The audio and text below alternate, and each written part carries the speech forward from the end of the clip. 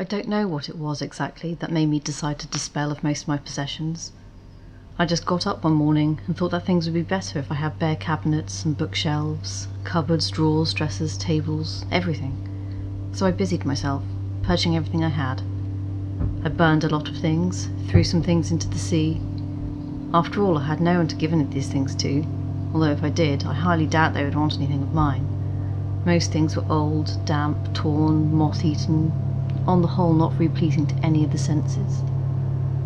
Once this material expulsion was complete, I thought it best to keep up appearances of normality. I continued to venture outside to do my usual tiresome activities, such as shop, visit cafes, museums, art galleries, peruse pet shops, fondle strangers' small dogs, pick leaves from trees, skim stones at the beach between the hours of 4 and 7, that sort of thing. I think now that the shopping was the worst part, especially for consumable goods. Since my purge, I've also come to realise that I care not for foodstuffs. I can only bring myself to swallow the delectable brown liquid they call coffee. This sublime fluid became my raison d'etre, my only means of feeling anything but desolate and alone. Instead, every time a drop of it passed my lips, I had an orgasmic sensation, tingling and ecstasy like no other. But I deviate. The museums and the galleries provided a magnificent distraction from the real world. The dreary grey mundanity of diurnal occurrence were banished once I stepped through those doors.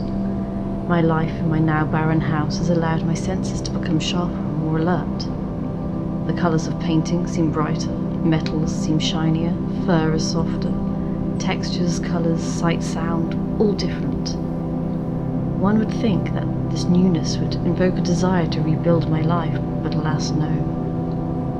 The more vibrant experiences occupied my mind for a mere 9 days and 6 hours. After this, I discovered that my mind had become as empty as my house. Why, I had grown accustomed to having honed senses, and the desire to rush, no doubt due to the caffeine, had taken its toll. The novelty of the newness of my surroundings had become tiresome to me. The brightness of the sun, I had been dazzled. The vivid colour of the sky and the grass, I had seen it, and it had grown dull, and I didn't see how it could get any brighter. It was an impossibility. I had reached those echelons already. The softness of fur had grown rough, the spring in my step had become laboured. Yes, all this newness had become my new normality. Seldom have I found myself feeling empty, but now I still had no desire to fill my house with physical objects, and I always saw animals in my daily perambulations, so I saw only one option. I had to obtain a human companion.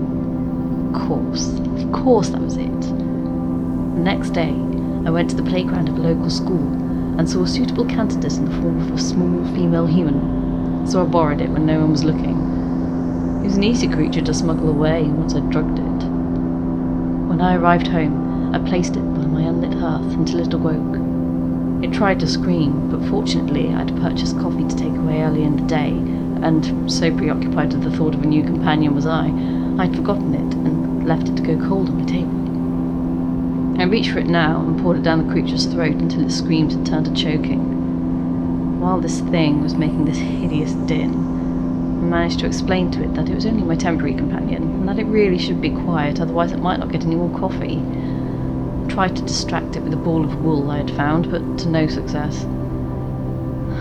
And then I admit it, I panicked. The insanity, why did I ever think a human companion was a good idea? I just sat there crying, repeating home and mum over and over again.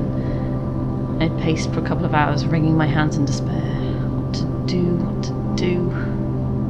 I stared at the creature, crying and red-faced. And then it came to me.